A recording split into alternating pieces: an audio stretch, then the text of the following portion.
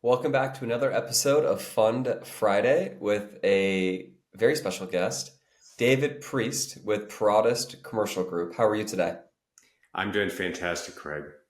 Awesome. Well, excited to talk with you today. Excited to spend more time with you as we were just together in Houston. We got to break bread and obviously meet in person with one another for the first time after video conference and whatnot. And it's such a better way to kind of develop the relationship with being in person, spending more time with one another so you can kind of feel myself out, obviously the team. We had a lovely dinner. It was kind of a closing dinner of sorts for some of our partners there in Houston at good old Eddie V's in the Galleria. And of course, you're a Houstonian. So you know probably that area a little bit, although I think you mentioned you're in the Woodlands area. Yes, but I used to live downtown. I used to live a few miles away from where we had dinner, so I'm very familiar with Houston all over. I've lived Very, all over. very good. And I'm sure you probably want to raise for deals in Houston. That is your backyard, so we'll get into that. But let's kind of just dive into your background, your story, and how you got into sitting in this chair and, kind of started your company there with capital raising and things of that nature. Well, I started out in real estate over 20 years ago originally, but I was just strictly in the single family world, the world that everybody really associates. You think of real estate, you think of people buying single family homes for themselves. I got in the mortgage business in 2003. I did that for about 5 years, working for other people, kind of learned the trade. And then in 2008, I decided, well, I'm going to go out and start my own mortgage company. And 2008 was a fantastic timing to start a mortgage company. Yeah. Just Loans a are few, flying. yeah, just a few months after I started the company, everything kind of went belly up. It was very hard to do lending, but actually for me, it was the best thing that ever happened as far as my company because it was very small. It was me and I had one assistant. We didn't have a big operation, and in Texas, I think about 90% of mortgage brokers either went out of business or decided not to renew. They moved on to the next get rich quick scheme. And so basically, the people that were left, we had all the business. And so it was a good thing to, don't always jump into things that are hot, just persevere. And sometimes when there's a turn in the market, it can actually be a huge opportunity. So it worked out real well for me. And I went through that great financial crisis with a lot of lessons. Starting a company during it wasn't obviously the best time. I got married that year. I started investing mainly in index funds in the stock market. And I was putting money in when everyone told I was crazy. So I was kind of a value investor, for lack of a better word. But when everyone's telling you not to invest, value investing sounds like nonsense or crazy. And everyone's going to tell me the Dow is going to go to zero. So I got in that world, and I think it is application to a lot of things that are going on today in multifamily. We're in a period of value investing. What was amazing about the time in Houston is you guys were celebrating a closing and a victory, and everybody seemed really excited about the first Fed rate cut. It was like there was like a buzz about that.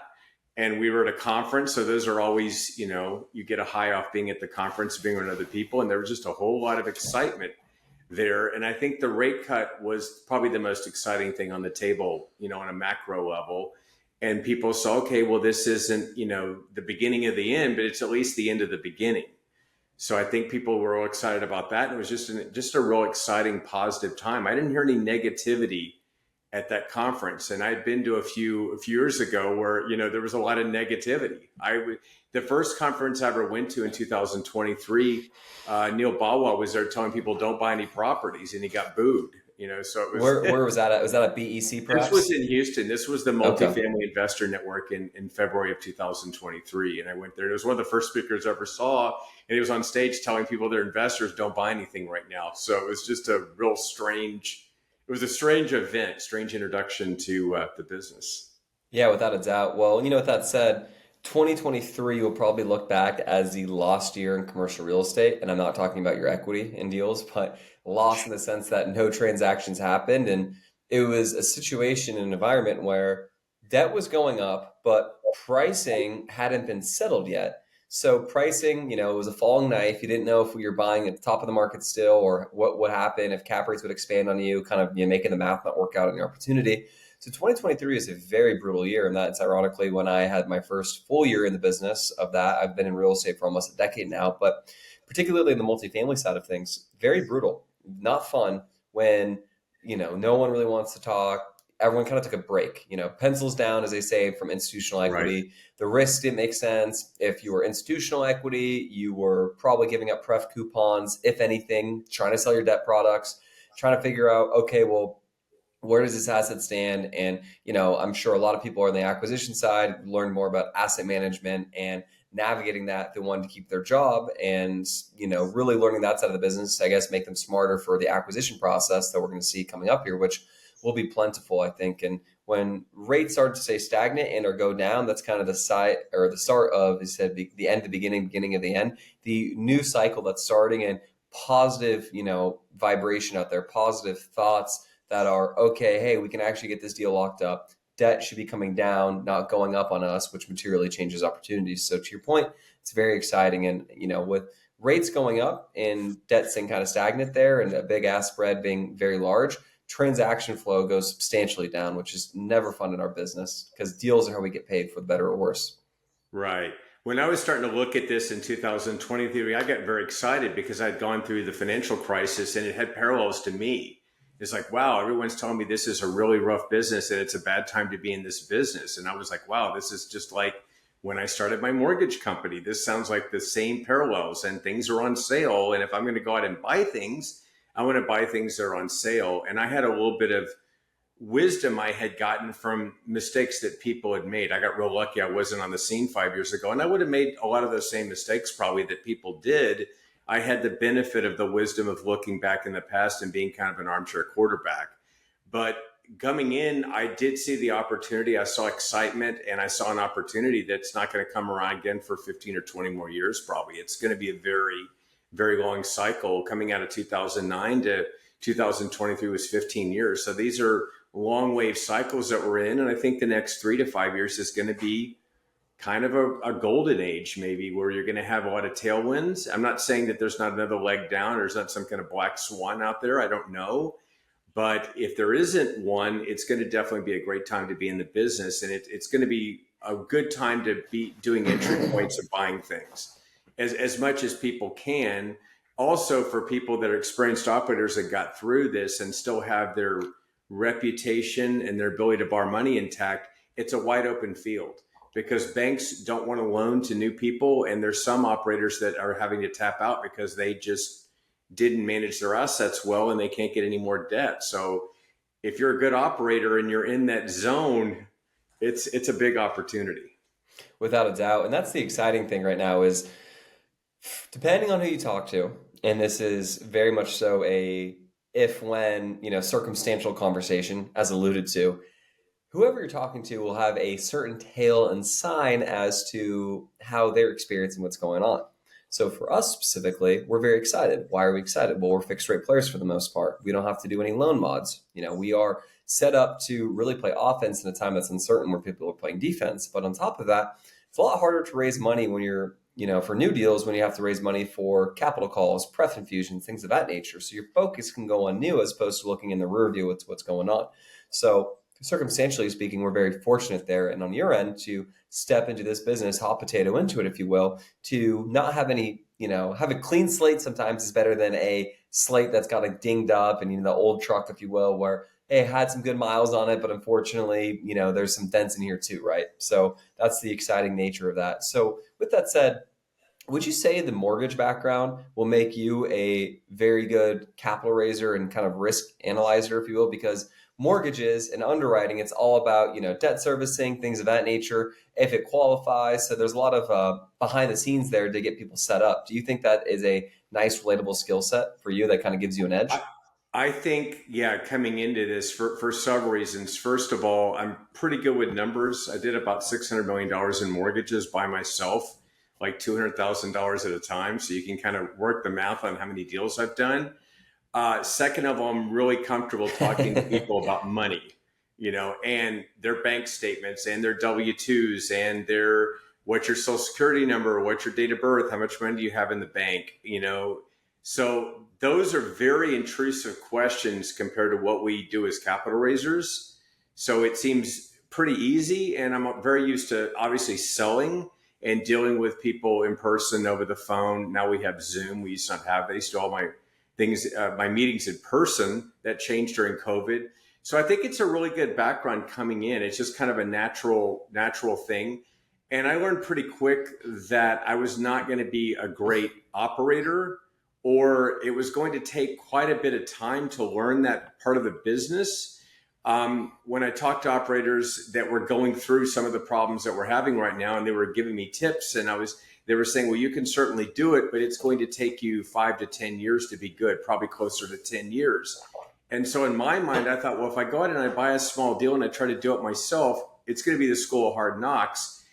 And I'm going to be horsing around in a little deal, struggling, scrambling, trying to figure out how to make all this stuff work. And I'm going to miss the huge opportunity. So I just found it was a whole lot better to team with experienced operators, let them go out and be rock stars. And you're just with a backstage pass going, I'm here too. I'm in the back of the band. Maybe I'm playing keyboards in the very back of the band or whatever. But you're with the team and you get to take some credit for it. So it's also safer if you're raising money for experienced deals. Like you mentioned, fixed rate debt. That's one of my things I really look for. A first timer, no matter how smart you are, it's a much bigger risk. So if you can, you've got to look at your money and also your investors' money. And it's always safer for people that are more experienced. Without a doubt. Well, from a sponsor risk, that's one of the biggest risks you can take is have they weathered a storm before? That's an objection that we get quite frequently is, hey, Lone Star, we really like you. We like your marketing. We like your branding. You dress well. You look the part. But until you've shown me a market cycle that you've navigated this and what that looked like, what your assets currently in your portfolio look like, not your track record, because we have a very nice track record, although we've got limited exits, we need to really see what you can do and how smart you really are. Because if you're really smart and you can navigate this process, well, you get to brag about it indefinitely for the next cycle. And we can kind of check that box. Soon enough, we'll literally have 10 years in the department of years and time in business. 2028 will be that decade mark. So it's very exciting. As you hit that and as you ride a market cycle, raising capital only becomes easier. So I look forward to getting that privilege and right of further trust with our people and people like yourself. Transitioning to the next kind of comment here, what are some of the deals that you want to raise for from your perspective? What gets you excited? I'm sure this is about, a mix between what you personally want, but also what you philosophically believe in. Right. So, I look at larger properties. So 150 units or up, that's like the first thing I even look at. It needs to be a larger property. I want it to be fixed rate debt. I want it to be an experienced operator. I'm more concerned with de-risking the deal than making a super high return. If we hit a home run, that's fantastic. I just don't want to strike out. So I think I'm a little more on the cautious side because of going through the financial crisis and going through all the things I've seen and also underwriting a lot of mortgages. It just makes you look at the risk and look at the downside. And we're here to make our clients a good rate of return and not lose their money. Losing their money is the worst thing that we can possibly do. So by being a little more conservative like that, you do give up some possible returns, possibly, but you de-risk the deal. So that's mainly what I look for. For GP deals, I'm just looking at Texas. So Lone Star Capital, you guys stole the best name. I couldn't use that for my company. It was already taken. I love Texas. Since I'm a native, I want to be within about an hour drive of wherever I'm doing business. So if there's a problem, if there's an emergency, the property managers know I might just show up and I might be just driving by and I might just pop in and see what's going on. So I think it makes it a lot easier. I think it's great to be diversified, but you can be diversified all over the country as a passive investor. But, if every time there's a problem on a property, you got to jump on a plane and go somewhere, that's very inconvenient. And places like Houston are big enough market. There's plenty of deals. There's a whole lot of deals. There's no problem with deal flow. Also like Dallas, I know you guys have properties there. I think it's fantastic. I think San Antonio may be interesting too. I'm not so sure about Austin right now because I just think that the prices have come down a little bit and I just don't know where that settles. But it seems like there's a lot of population growth. I think it got hyped up a little bit more. But if you can get a good deal anywhere in Texas is good if you're in those major markets. So I like that. I like Texas. I think long term, it's a very, very good business environment. You don't have to worry about landlord versus tenant laws that are going to be problematic. It really favors landlords, and that's huge. And it's one thing if you're going to own a property 5 years and you're 2 years in, and all of a sudden that relationship shifts via legal problems, it just brings a whole new problem into the mix. And with Texas, you don't have to worry about that. The cities are maybe not ideal always as far as the city governments and permitting, but that's the problem everywhere. So that's something that you can do about that. So I'm very enthusiastic about the state, and I think it's a great place to invest. And I think it's the best place in the United States still. And if you look at the top markets, most of them are in Texas. So let's go to Houston. You are a Houstonian, as you've alluded to, and you basically want to just raise for deals effectively within an hour radius. I mean, I'm sure with the right opportunity, you might dabble into the other three core markets in Texas, Houston, Yes. or sorry, Austin, San Antonio, and Dallas. But it seems like your main focus, which is Houston, which is frankly music to my ears. But I always stand on the soapbox and defend and always tell everyone why you'd be fool to not invest in Houston. But let's hear it from your words. What about Houston gets you so excited from a market perspective, living there your whole life? You know, I think there's a lot of rhetoric regarding, oh, and this has obviously been historically true, oil and gas city, boom or bust, you know, if oil is down, the city's down, so on and so forth. So can you tell us about Houston, what you love about it, and why, you know, you feel so comfortable with it, and why you're basically placing the bet of Houston moving forward from a capital raising perspective? Well, we have a lot more than oil and gas. So it's changed. 50 years ago, it really was all oil and gas. That's all we had. So it's changed a lot. It's a very diverse city. It's actually the most diverse city in the United States. A lot of people don't know that. We've got people moving in from all over the world here. So I like that part of it. Generally, it's a really good business environment. I always tell people, you know, that Frank Sinatra song, New York, New York, where he says, if I can make it here, I can make it anywhere. I feel like with Houston, if you can't make it in Houston, you're just out of luck from a business standpoint. I think it's the easiest place to make money. There's also a lot of investors. There's a lot of people that families have lived here a long time, and if you can get access to that, you can raise capital. Some people are a little afraid of the market because of insurance. It's definitely been a problem, but I think that's topped out. Property taxes in Texas are higher than some other places, but there's ways of abating that, as you and Rob know and have experienced. So I think if you look overall, it's as good a market as any. Is there a danger of maybe hurricanes? Maybe we'll bring that up sometime.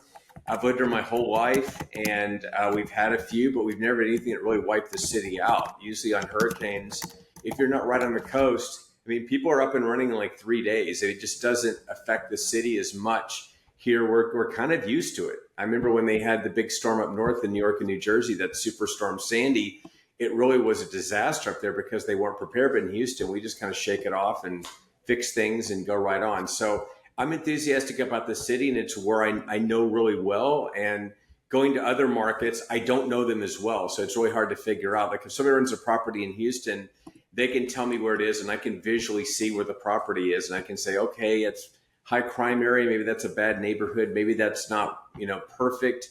And so I can figure it out pretty quick without going and doing too much research. I kind of have an idea in my heart already on what the property is going to look like in that general area. I've lived about 7 or 8 different places in the city, so I know the whole city pretty well.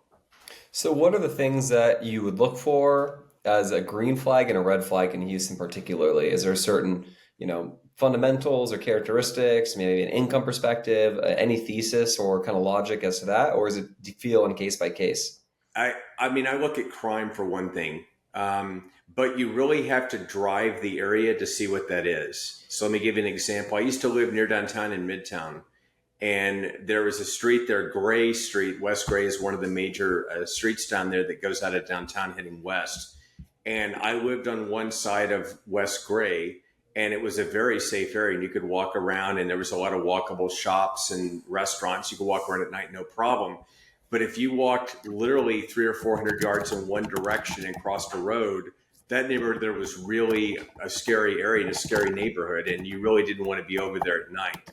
So it can be very compartmentalized. So I think you look at crime. If you're in the suburbs or in a lower crime area or a higher crime area, a higher income area where the crime is not as bad, then I think that's one thing to look for. I think staying away from the coast is always smart. Houston is not near as a danger of having problems as like a Galveston or a Lake City or something right on the coast.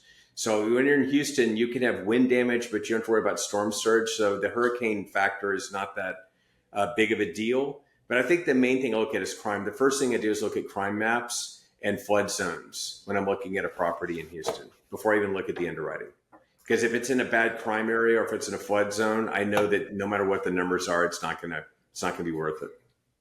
Yeah, so there basically are two non-negotiables for you is, of course, just to recap that, weather risk, which probably increases your insurance premium, which directly affects your operating costs and your expense ratio. Expense ratio, just for those who don't know, it's basically how much will your expenses increase, and then you want to, obviously have inflation, or I guess rent increases outpace your operating cost expenses. So that expense ratio is truly in the margins where you make a lot of money, of course, is the spread and swing there.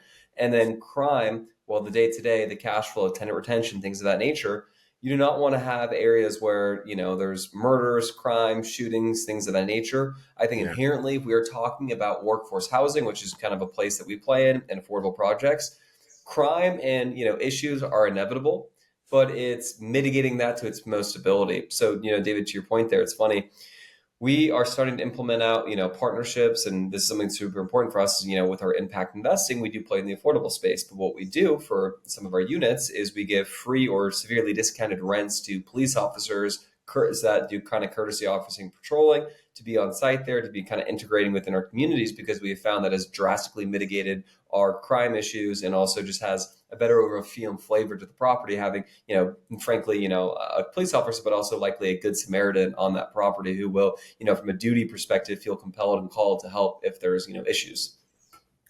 Right. I mean, as far as tenants, I would want tenants that want to live next to a police officer. If I've got a police officer living and the tenants have a problem with that, and they don't want to live next to a police officer, they can move out. And if you've got a couple of police cars sitting in your complex parked, I mean, it really can mitigate that. Many years ago, before I got in real estate, I was in the car business, and I sold BMWs for a while, and I sold a really expensive BMW to a person who lived in River Oaks, and he had like a gate to his house, a very expensive house, and he had a police car sitting out there. Like he had a little booth and a police car and like a security patrol, and I was like in his like personal home, and I was asking him about it, and he's like, "Oh well, the car doesn't run." Because I bought it at the police auction and I just repainted it. And every time the police, change the color of the cars, I go repaint the car to be a police car, but it never moves. But that was his security system. He had a police car basically sitting in front of his $10 million home to keep people away. Like they thought he had armed patrols at all times. And sometimes he did and sometimes he didn't, but the car was always sitting there. It didn't even start. Very effective. That's awesome. And it's kind of one of the things where just the optics and the visuals of it alone, it's like if you see, the old movies, the bat signal's out, crime drops, right? So Right. it's kind of a preemptive measure. That's a smart thing to do that we've been implementing as we do more of these projects. Obviously, you cannot control, weird acts, if you will, bizarre acts, crimes of passion. Can't stop that. We can put good stuff in place to hopefully mitigate that to the best of our ability, of course. So that said, is there any other metrics that you look for from a fundamentals perspective? Knowing that those two items check, what are the next kind of hurdles you need to get through for you to feel comfortable? When I start looking at underwriting numbers, the main thing for me is the property needs to cash flow right away. So that leaves a margin of safety. So if you're using fixed rate debt and it is cash flowing right away and it's not going to be over leveraged, it leaves a margin of safety. So if something happens, I think where people really get in trouble, or where they did get in trouble and they may continue to get in trouble, is buying properties that aren't cash flowing, using debt where the debt could go up. Now, everyone's telling us the rates are going down, and they should, but we don't know 100%. What if they start dropping rates and inflation comes back and they jack them right back up? The people that locked in fixed rate debt back in 2020, they all look like geniuses right now. I mean, not only do they have a property that's going to cash flow a lot better, but people that are selling properties with assumptions, the brokers, they want more money. They said, hey, you've got a 3% interest rate. That's a real asset. So I think looking at the numbers, I want cash flow. I want fixed rate debt. I want to look for mismanaged properties, or something you can do to increase income. It could be The occupancy is right at 90. It's not at 95. The rents are below market. They're paying a ton from water. They don't have a rub system, or they don't have some way of abating the water bills. I mean, stuff like that is kind of low hanging fruit. Another thing that I look for on my buy box is, and you probably heard this saying, no story, no deal. I mean, I want a distressed seller. I wanted a seller that's selling because they feel like they have to, or they're being forced by the lender right now.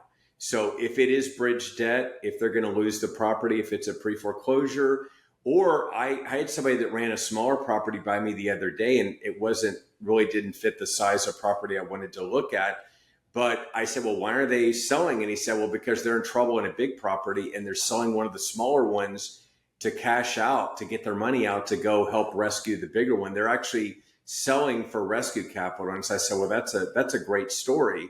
So the market's going to change, maybe where there's not so much distress, but if you can find a seller that has to sell, it gives you a lot of leverage, a lot of negotiation.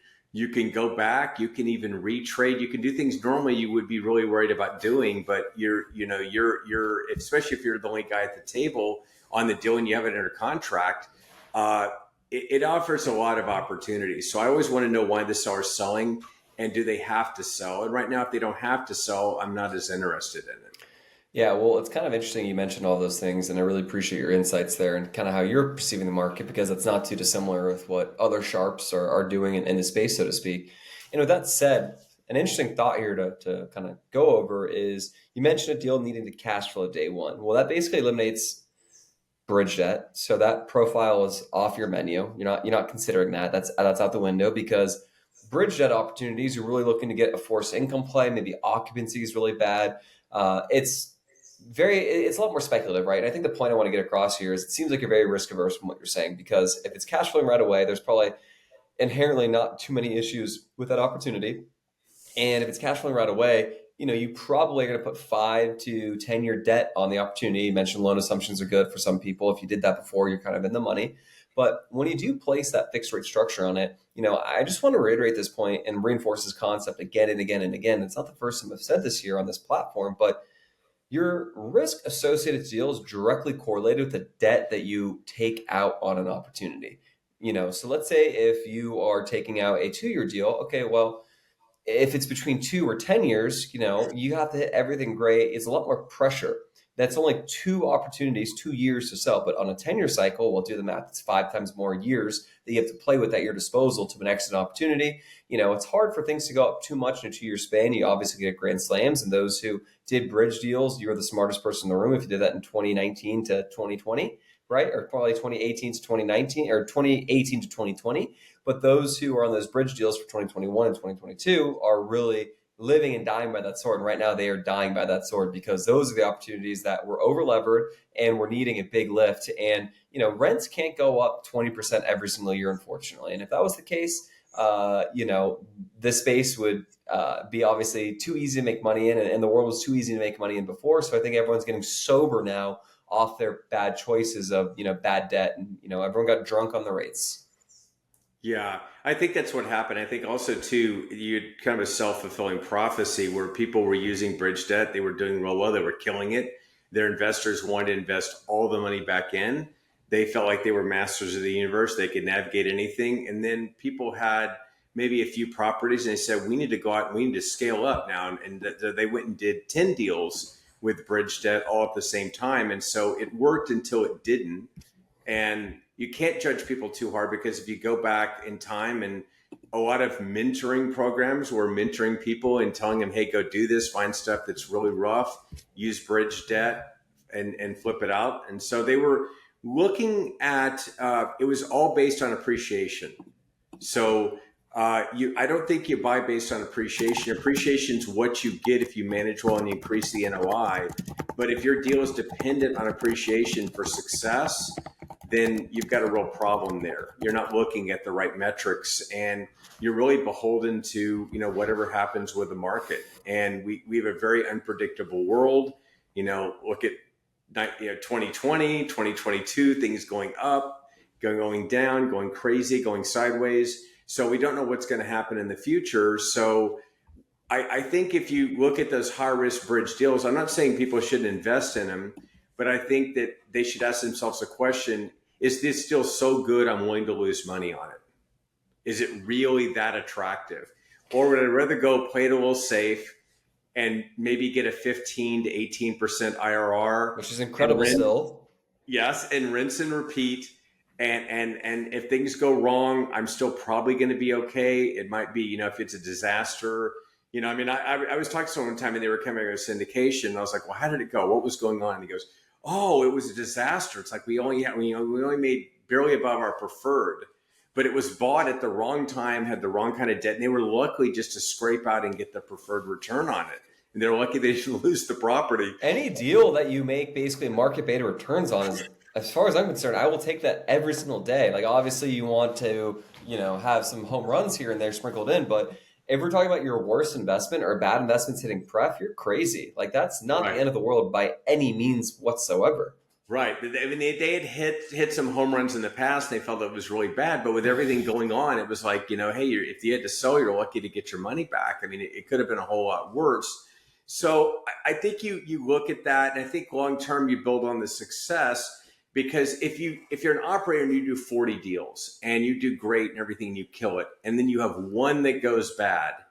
Okay. And I know someone that this happened to. You have one deal that goes bad. It's all people talk about. It's the only thing people talk about. It's like Muhammad Ali being the greatest boxer of all time, and he wins one fight, and everyone just wants to look at the fight that he lost. He lost more fights, obviously, but he didn't win every fight. So I think you got to be really careful, and you got to think long term about your reputation and looking at that, and being a good steward of people's money. And if you're an operator and hey, if we're getting fixed rate debt, it's a lot less risky, then why wouldn't we do that? And if you're going to do riskier deals, that's fine. But really let people know this is, we're hitting a home run, but we could also strike out. This is a high risk deal. And I don't think when people look at high risk deals, they're really talking about that. I don't think, we hope everyone looks at the They sell risk the and the dream. BM, but Yeah. I don't think everybody does that. No, you're absolutely right. And the interesting thing is just that you look at the deals that are not going well, it's the bridge deals. And also the term we need to bring up here is risk adjusted returns. And yes, you could hit a grand slam, but you could also strike out. And striking out is not good. And unfortunately, not a lot of people have that mindset of explaining the downside of it because they're trying to sell their book and their deal, which is very understandable. But kind of what we're looking to do. We want to sleep well at night, and I just don't need to do that. I don't need to take that risk to get where I need to go. And the other thing to think about is we also similarly really don't want to train, if you will, train our investors and our partners on seeing deals that are only 20, 22, showing the highest projections, the riskiest business plans. Because if we show you a really great deal that's a 14, well, guys, a 14 and a 20 is wildly different from a return profile. But guess what? The 14 might be a beautiful deal, well appointed in Dallas, Houston, or San Antonio or Austin. That 20 might be a piece of junk, 70s asset deal that's 60% occupied. That it could be great. You could make double your money in 2 years. Very possible. You could also lose everything too. So just to have that concept in mind, knowing the nuances, it not just only looking at the upside. Like downside protection is so crucial. That's one of the biggest misnomers and the things that people don't look through and kind of audit enough is play with the sensitivities. Get that underwriting model from that sponsor. What does this deal look like if it's not, 95% occupied and you can only get it to 85% occupied? What does it look like if rents actually stay stagnant in that market? Let's say the cap rate is actually, you do your homework, it, expands 50 basis points. What does the deal look like then? If it can check some of those boxes and still survive, then you probably have a very good deal. But then if you show the rosiest projections and it still looks really great, then that's fine. Get comfortable with those risks. But I just want to reiterate and harp on that point more that every deal's breakdown and profile looks different. Also, a 2 or 3 year hold IRR naturally is going to look larger than a 5-year hold at a 15 IRR. So that needs to be stated as well. Know the numbers and how these numbers are made up. Yeah, 2 points. So first of all, on those high risk deals with bridge debt, okay, family offices and institutional investors, and nobody would invest in a deal like that. The people that have real big money to invest and smart money, they're not doing it. They're not doing that. They're looking for don't lose my money type of deals. So they've got a lot of money to lose and they've gotten very wealthy. Well, maybe look at what they're doing and they don't invest in those type of deals. The people that get sucked in by those kind of deals are, unfortunately, a lot of retail investors, and they're looking for home runs, and they come from a flipper type of mentality that we're going to buy something and we're going to make the value go up, and we're going to, to make a home run on it. Now, some deals that are very safe become home runs, as you mentioned, because of an early exit. So your 15% IRR becomes a 30 if you exit in 3 years. It completely changes the way the deal looks. And one of the best answers, I was talking to a sponsor one time, and I was saying, well, when do you figure out when to sell? And he said, anytime we can double people's money, we sell normally. They look for a double. So if they can make a double in the 2 or 3 years, it's a high IRR. And that's the way they look at it. That's not a bad answer, but it was just an interesting answer that they're looking for doubles. And if you do a safe deal with a 15 IRR, if the market is really good and you got tailwinds, and you could do an early exit, or it becomes a heated up market where people are offering crazy money. I was talking to someone at Limitless, and they hadn't bought anything and they were starting to buy things now. And they said, well, I sold a property in 2022. And I said, well, why did you sell that? And he said, well, because someone offered me a ridiculous amount of money. It wasn't even on the market, and they came with an offer, and I thought it was kind of crazy. And so we've got a Godfather offer, one they couldn't refuse. We got to take this deal because it's so. You have a fiduciary responsibility to your investors. You have investors to pull the trigger and sell this thing, and that's what he did. He sold it. He said it was a crazy offer. Well, that's the luxury and benefit you get with having a longer tarmac. Yeah, you might have a prepayment penalty, of course, but it's a risk thing. And I kind of feel like, and I'm kind of speaking as to what our investors are like, I think that's just the philosophical alignment that we get and what we attract. But I am not looking to hit 30 IRRs. I'm looking at singles and doubles. And eventually, guess what's going to happen? The market will go on a crazy run and get very hot, and you're going to get that outsized return at some point. So that money will compound at a crazy clip. But guess what? If you have a short-term cycle, and when that crash happens, when that hangover hits, if you will, it's going to be a lot more challenging to overcome that and to feel good about the exit and the environment. And that's going to affect your day to day. And we'd rather just go slow into things, not, acquire too much, do smart things with smart people. It's one of our mantras, and be intelligent on that front. On that note as well, you mentioned a different sponsor, Limitless. I'm not familiar with them, but when you look for a sponsor, how do you vet them? I talked to them at Limitless. The names have been protected. I'm not going to use any names. No proprietary information or sources here. I understand. Yeah. Everything's confidential. If people talk to me, I won't use your name when I talk to other people. So. Right.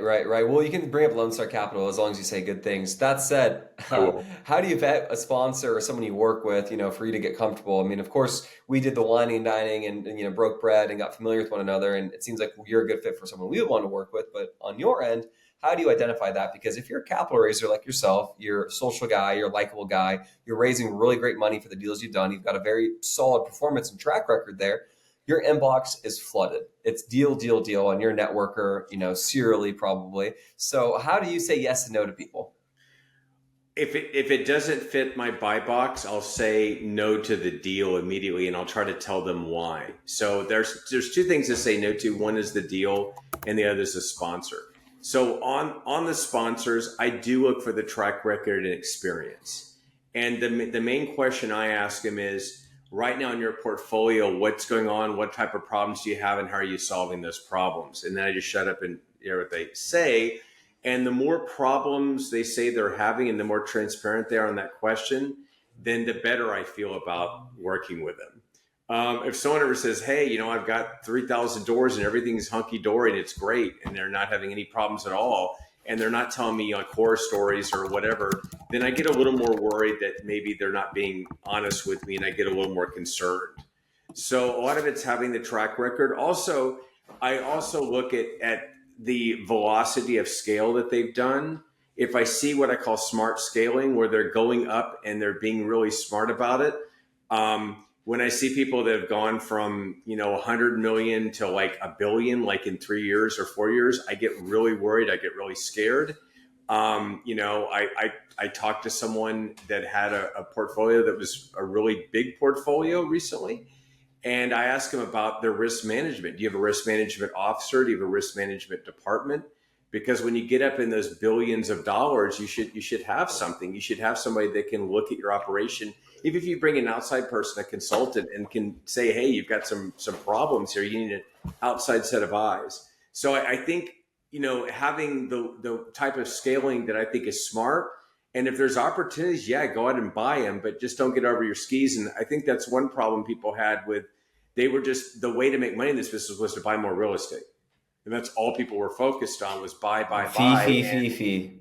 Yeah, fee. I need a fee. And how many deals closed because they had $500,000 hard and they had $1 million acquisition fee, and there was going to be a $1.5 million trade there. Right. Yeah, it's the swings are very large in this business, so unfortunately. We got to do whatever we can. We need bridge, we need pref, we need whatever we can throw on there to get the deal working, because they had a lot of money at risk. And so, I'm sure there's a lot of deals that closed that were bad deals, and you should always be willing to walk away at any time.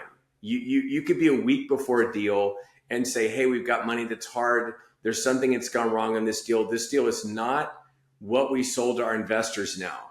And so we need to exit this. We're going to lose some money here. We're going to maintain a reputation. We're going to wire the money back to everybody, and we're going to start all over on a different deal. And you got to have that type of hey, we don't want to do that. It's rare that it would happen. But if we need to do that to protect investor money, we're willing to walk away from the table on a deal and let the ego go. There's a property near my house right now that's going into foreclosure. It was bought in 2022. New construction, new development, new construction, bought on bridge debt. They didn't have all the money raised. They had to close. They had money hard, and they closed on it. And it's going into foreclosure. I can't imagine using bridge debt for new construction other than not being able to raise all the money. So it's those kind of things happen. Well, they probably thought they could lease it up and rents would grow and go to the sky, and they could refi or pull their capital out or do something this, that. But they got the wrong cycle. The developer made a lot of money, and someone will make a lot of money on buying this back at probably below paper or at paper, which the plan was at dependent on basis. selling or refinancing. They had to have a capital event to make the deal work. And if you have to have a capital event to make the deal work, you have a high risk of the deal not working at all, because you can't predict in the future if banks are lending. Let's go back to the financial crisis in 2009. It wasn't Lehman Brothers or the stock market crash or even housing foreclosures that really destroyed the economy. What it was is banks quit lending, period, for about 6 months. They just were not lending. You couldn't get a loan. You couldn't get anything.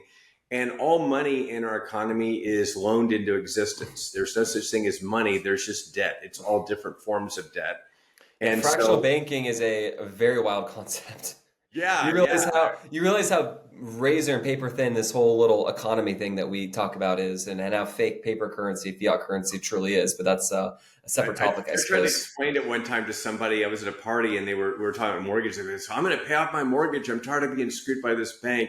And I said, your bank is going to love that. Then they can go screw 10 more people. And he's like, well, what are you talking about? And then I explained, I said, if you put this money back in the system, they're just going to go loan 10 times out to other people. And it's great. If you want to pay your mortgage off, that's fine. That's a personal decision. But you're not it's not financially smart. It's a emotional choice. It's a lifestyle choice. It's not a fiscally responsible choice, because you can do a little thing called arbitraging here. Right. I paid off my car at a 4.4% interest rate on it, but I emotionally did not want to see a $560 a month payment coming in every month. That is not a logical choice. That is a emotional choice that I want to do personally. Similarly to that mortgage side, that bank is not screwing anyone. You elected to get into a mortgage. Similarly, not only did you elect to get into that property, but did you have the full note? Did you have $500K if that was a house price cash? No, the bank generously gave you money and qualified you, and you could leverage the latter of that. Yeah, I got a 2.5% rate on my house right now, so I'm never going to move, and I'm never going to pay the bank early or prepay. And everyone else. Yeah, there's no reason to do any of that. So, what's interesting about it is I tell people that are passive investors, I say, have you ever invested passively before? And they're like, no, I've never done a passive investment. And they say, well, do you have a bank account? And they say, yes. And they say, okay, well, have you ever invested money in a bank, gone and done a deposit or a savings account? Oh, yeah, I've got tons of savings. And I said, well, guess what? You're a passive investor. You didn't know it, because as soon as you put the money in the bank, they went and loaned it to companies, businesses, apartment complexes, whatever. They can loan 10 times what you put in. And then also at that point, you're a debtor to them. It's not an asset. You're a liability. They have to pay you back when you want your money, but it's basically a loan. And people don't really get that. But everyone that's got money in the banking system is a unwitting passive investor. They just don't know it. Correct. Well, I'm very happy we got to break down some economic stuff because we've actually never had that conversation before on this feed, this channel, this platform. So thank you so much for getting there and talking about and debunking, I should say, the fractional currency environment that we're in, fractional banking, the fiat world that we're in, and maybe the positives and the negatives on that. But it just goes back to inflation. Well, guess what? You can't print more land and build stuff below replacement costs anymore. That's why gold, silver, copper, iron, things of that nature are doing kind of well right now. Frankly, precious metals, materials are doing well during inflationary times. But of course, real estate, as it's funny, you see all this government spending this, that, $25,000 on a home from Kamala Harris. Not that I have any pro or negative take there, but the thought is, okay, great. You're just making things $25,000 more expensive for everyone else because you're inflating the market. That is not a grant or anything good. That's just going to stimulate that market there and make everyone feel better about the home prices. What you would really do if you wanted to combat inflation and home prices and stuff is you would deregulate and allow it to be easier for people to make more supply in units. That actually decreases costs, not basically printing and inflating assets and currency, right? So I just want to explain that to people who maybe don't have a concept of that. Please email me and I'll break it down to you. But realize that that's not a favor or benefit to you. That is actually going to cripple you when you make your next choice and also for the next homeowners in the future because it's going to be X amount more expensive. And then that's compounding as well, like everything else is in this life. So just a reminder, an economic 101 lesson here by David and Craig. So we'll be taking questions later, autographs, so on and so forth, consultation, consulting hours later. Just kidding. But that said, kind of another thing I want to talk about, and this is something we went through and we're almost running out of time here. Want to be kind of keep it tight within an hour, but you have a very unique mindset. And we were sitting down and I was hearing your story once more, and it was, really a cool one, an interesting one. So whatever you feel comfortable with sharing, please feel free to do so. Yeah. So how I got into multifamily, I was doing residential for a long time and as a business owner mainly. And I never went and bought single family homes because I saw the cash flow like scheduled real estate owning people's mortgages. And I saw they were cash flowing like $500 probably a property. If they had 10 properties with $5,000. And I could just do a mortgage and make that much money. And it seemed like a lot less work and a lot less risk. So I never got excited about it. So I initially got excited about multifamily because I went to lunch with someone and they had just come out of a syndication in like 2022 and they had made a lot of money and they were bragging about what a great investment it was. And after COVID and the stock market dip, I was looking for some better investments and alternative investments. I wanted to get out of the stock market, get into real estate. I didn't know how to do it. And he was talking about syndications and I didn't know what any of this even meant. I mean, I was as green could be. And I thought I was a real estate expert. And I realized right away I didn't know anything about commercial real estate or multifamily. So I started doing that. And I pretty much had told my wife, I was like, I really want to do this. And my wife is like, well, I really want to quit my job. She was in oil and gas. And I want to write a book and I want to spend time with the kids. And so let's just do it. Let's just go do it. And if it doesn't work, I can always go back to my corporate job and you can always work on your business. And so I really got interested in multifamily. I had a little bit of a detour in 22 because right about the time I made that decision and was ready to start working on it, I got sick. I got leukemia and I had to deal with that. So I got very lucky. I'm healthy now, but I did go through the emotional changes and some of the benefits. And if you talk to somebody that's a cancer survivor, it definitely changes your mindset and you appreciate every day and you have gratitude and you have a different perspective where you cut out all the small insignificant things. You become hyper-focused. You become impatient. The best time to get things done was yesterday and you just don't waste any time. And also I realized at that point, as successful as my business was, I was being a mediocre version of myself. And what really jazzed me getting around the multifamily world is like everyone is in this massive self-development program where, I've got these high goals and I'm going to read 70 books this year and I'm going to work out 6 hours a day and I'm going to run a marathon and I'm going to do this and do that. And it's almost like you're around these people that everyone's trying to be totally self-actualized. So that kind of environment for me was really attractive. And I just like the people. I finally felt like I'd found my tribe, and I'd never felt that way before. And it's also extremely challenging. It's a difficult business. I mean, thank God it's not easy, because everyone would try to do it and it would be very competitive. It is competitive, but it's a difficult business. And I tell people, multifamily, it's a river of problems. I mean, you got to be a problem solver and get going with it. So in the beginning, I did make the mistake that everybody makes, where I thought, I'm a smart guy and I'm going to figure this out and I'm going to go do it myself. And so I went and tried to kind of do it myself and build a really small team and kind of throw a deal together and go buy a deal in Houston. It didn't work out well. We ended up walking on the deal, and I was good at raising money. So I decided, okay, that's what I'm good at. I need to do that. And then I also changed my mindset to where I figured it was an unfair system, and that the best deals go to top teams, proven closers, and people with big portfolios that can close on a big deal, can execute. They're getting the first look at everything. And if you want to get a good deal, invest with them. The newer people, unless they just happen to trip over an owner that wants to sell directly to them and they just get lucky, they're not going to get the kind of great deals. So I changed that mindset from going out and doing it myself to being on a team. And that's kind of where I'm at now. And I also tell people that if they're trying to break into the business and they want to be really successful, don't basically go around saying, I want to be a GP and I want to do that. I'll do anything to be a GP, because everyone that's an operator, they have 30 cards falling out of their pockets on the way that did that. But if you find someone you want to work with, invest in their deal. There's nothing that gets people's attention more than even doing a minimal investment in their deal. And that's the best way to network. Money talks. If you do an investment in their deal, you pick up the phone, you're in their phone, they're going to return the phone call. I am obligated to call you and say hello and be very friendly and give you a secret or two, for the record. So invest with us. Yeah, invest the Lone Star Capital, but figure out who you want to work with and invest with them. Because a lot of people are like, well, I have money, but I want to keep the powder dry for my own deals. And it's like, okay. And then my next question is, okay, well, what is your deal? Oh, I don't have one yet. And I'm like, no, don't. Go invest with other people. And then when you find a deal, ask them to invest with you. You'll get the money right back.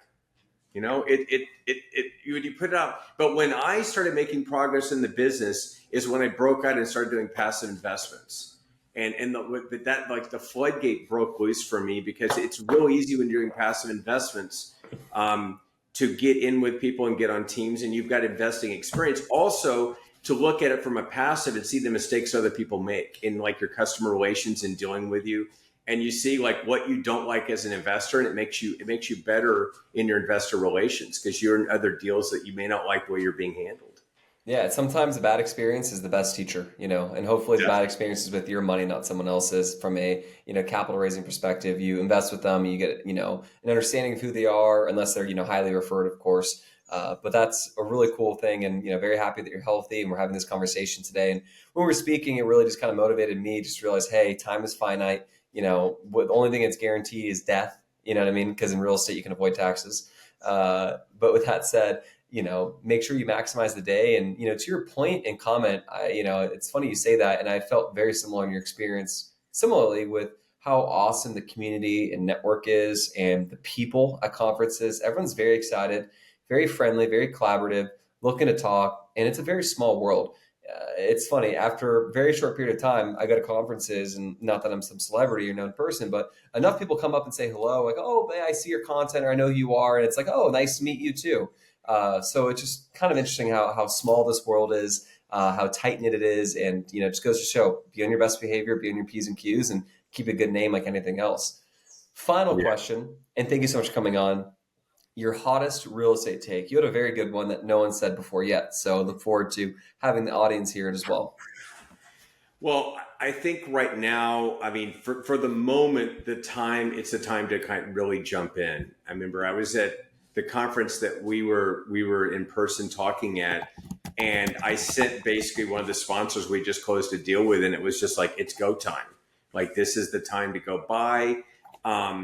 And I think right now in multifamily, this is it. I'm not sure if we're at the bottom, but Neil Bawa says, buy the smile. We're close up to the bottom, that it's all in a good place. And so I think be careful with your operators. Get fixed rate debt. You're going to have tailwinds. Diversify your money among different deals in different areas in different regions if you can. Um, don't invest actively in deals that you could invest passively in. They're a long ways away, and also stick with what you know. I mean, I think right now there's a whole lot of people that were doing multifamily, and the cash flow maybe wasn't as good, and all of a sudden they're selling. They're doing car washes and they're all over the place doing all kinds of stuff. And I think if you're going to really focus on a business, focus on what you're good at and don't get distracted.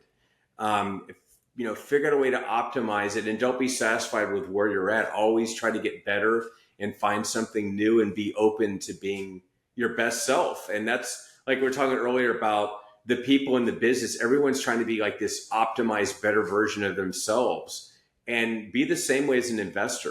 Always try to, educate yourself more and to be a better investor, to have a better mindset and to look for better opportunities. Without a doubt. And then you also had to take on holding, right? And Yeah. selling. Okay. So this is very contrarian because in this, we come out of this flipper world and that we had a lot of people that were holding things 2 or 3 years. They were never putting long-term debt on it. They were just selling them. And the example I give is a car example. I just bought a new car. So I buy a new car. I drive it for 5 years. I try to drive it in the ground. It's got 80,000 miles. It's a rust bucket. It's out of warranty. And it's time to go buy a new car. What we do in the multifamily is we buy things that are broken, that are horrible, maybe that was found in a barn, and we refurbish it. We make it beautiful. We make it perfect. And then as soon as we get it running really good and it's really perfect, we sell it. And then we go out and buy a really bad one. So I wish there was more appetite in the business for if you've got an asset that's a great location and it's working and it's cash flowing and you've built up a lot of equity, instead of selling it, go back and borrow the money, give the equity back to the investors. Hopefully you can give it back all and cash flow out. And then they can take their money and they can go buy another deal. And then you can stack cash flow upon cash flow upon cash flow. And then if you do hit a deal one day that does go bad and you lose money, well, guess what? The cash flow from all the other deals is still going. Once you sell, the cash flow stops, the appreciation stops, the opportunity stops. You can't borrow against it in the future. Some people have gone and done cash outs 3 or 4 times on properties over 20 years, and the tax problems start. If you don't sell, you have no tax problems. Once you sell, we got to redo the money. I've got to go put it in a bigger deal. I got to call the accountant, figure out what we're going to do. And you can't always escape all of it. But as long as you're holding property, the tax man is held at bay. So I like that. Yeah, 2 notes there.